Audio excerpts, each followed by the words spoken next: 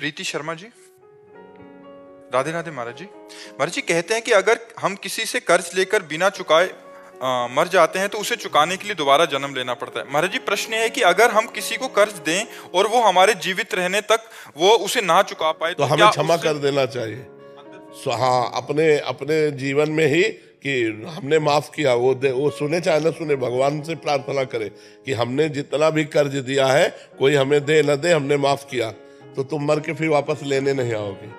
ये अपने आप कर लेना चाहिए। लेना और देना रहा तो आना और जाना रहेगा। लेना देना निपटा दो।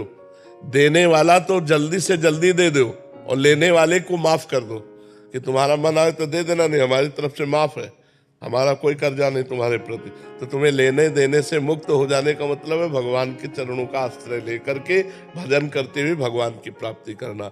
अगर थोड़ा भी लेना बकाया रहा तो आना पड़ेगा, थोड़ा भी देना बकाया रहा तो आना पड़ेगा।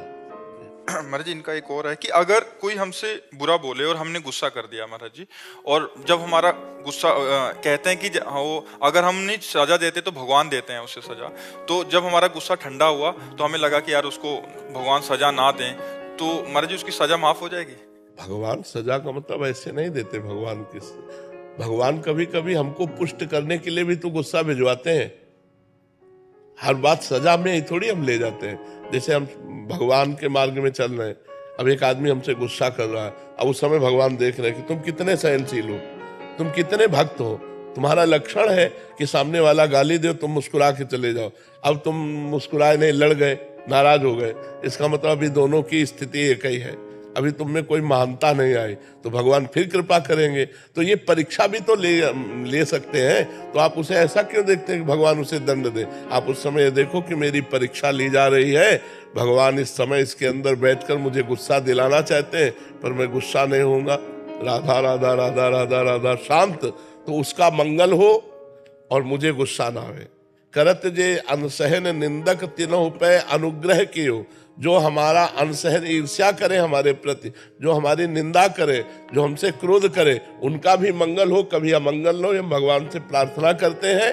और अपने अंदर कोई विकार ना आने पावे, हृदय आनंदित, यही तो भजन का फल है। तो ऐसा मानो कि भगवान हमको परीक्षा करके ये दिखा रहे हैं कि तुम्हारे अंदर कितनी क्षमता है क्रोध सहने की, गाली सहने की, अपमान सहने की। उधर सामने भगवान है, उधर मत सोचो कि उसका मंगल हो जाएगा, वो जीव है, नहीं, वहां बैठकर भगवान हमारा परीक्षण कर रहे हैं, ऐसा हमें सोचना चाहिए। वंदना जी उत्तराखंड से, राधे राधे महाराज जी। महाराज जी आपके चरणों में कोटि कोटि प्रणाम।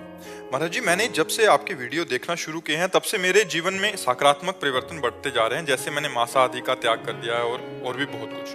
महाराज जी मैं अपनी चेतना के स्तर को ऊपर उठाना चाहती हूँ और भय दुखों से पूर्ण रूप से मुक्त हो जाऊं, इसके लिए मेरे को क्या करना पड़ेगा महाराज जी?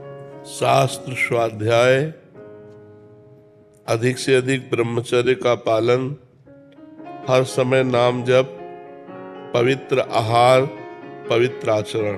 किसका प्रश्न है? जब तक ये नहीं होंगे तब तक अध्यात्म जागृत नहीं होता। नित्य शास्त्र स्वाध्याय हो, अधिक से अधिक ब्रह्मचर्य का पालन हो, पवित्र आहार हो, पवित्र आचरण हो और खूब नाम जप हो, निरंतर नाम जप हो, तो हमारी बुद्धि पवित्र हो। बुद्धि निर्णायक है। शरीर एक रथ है, इंद्रियां इसके घोड़े हैं। घोड़ों की लगाम, इंद्रिय रूपी घोड़ों की लगाम मन है, और मन रूपी लगाम को बुद्धि रूपी सारथी पकड़े हैं। अगर बुद्धि भ्रष्ट है तो मन रूपी लगाम छोड़ देगा, इंद्रियां मनमानी आचरण करके हमारी दुर्गति कर देंगी, हमारी चेतना को अधोगति में डाल देंगे।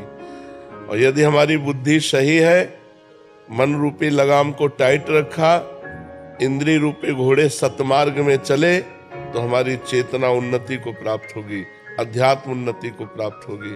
इसलिए सबको चाहिए, ये केवल आपका ही नहीं, सबको चाहिए अपनी बुद्धि को शुद्ध करें। बुद्धि को शुद्ध करके सत्य के मार्ग में चलें।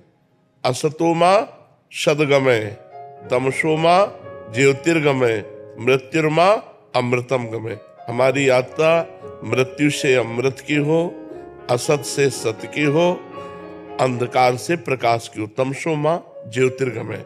अभी हम अंधकार की तरफ ही बढ़ते जा रहे हैं।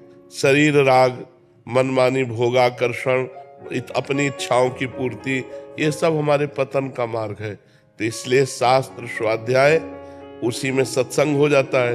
यदि हम रोज शास्त्र स्वाध्याय न कर पाए तो मोबाइल है, सत्संग सुने, रोज वो शास्त्रों की ही बातें होती हैं।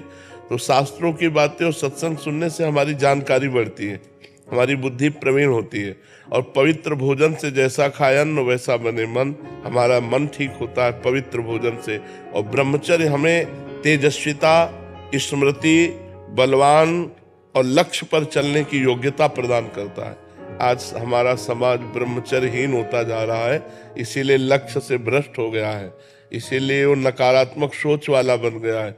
हिंसा, व्यभिचार, व्यसन उसके जीवन में बढ़ गए हैं। ब्रह्मचर्य एक अमोघ शक्ति है। ब्रह्मचर्य सबको धारण करना चाहिए उचित। जैसे गृहस्थ है तो संतानोत्पत्ति के लिए केवल, अन्यथा ब्रह्मचारी। और जब तक ब्याह नहीं हुआ तब तक सबको ब्रह्मचर्य रहना चाहिए। व्यर्थ में अपने जीवन को मृत्यु के मुख में नहीं डालना चाहिए। ये व्यभिचार मृत्यु का मुख है, इसमें आपका सर्वनाश हो जाएगा। देखो ना, नए नए बच्चे व्यसन में फंस गए, व्यभिचार से व्यसन में, व्यसन से घोर हिंसा आदि कार्यों में फंस जाते हैं। अब उनको रुपया चाहिए तो माँ बाप को मारते हैं, इधर उधर से चोरी करते हैं, छीना झपटी करते हैं। तो इसलिए हमारे आचरण पवित्र हो, हमारा ब्रह्मचर्य ठीक हो, हमारा आहार ठीक हो, हम शास्त्र स्वाध्याय और सत्संग सुने तो हमारे को निश्चित हमारी चेतना उन्नति को प्राप्त होगी।